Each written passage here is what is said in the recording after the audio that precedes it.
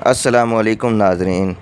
Rawalpindi IJP road बमकाम पीरवदाई मोड़ अलमारूफ मंडी मोड़ पर गवर्नमेंट की तरफ से तजावुज़ात के ख़िलाफ़ ऑपरेशन किया गया, जिसमें दुकानों के बाहर लगे हुए शेड्स को गिरा दिया गया।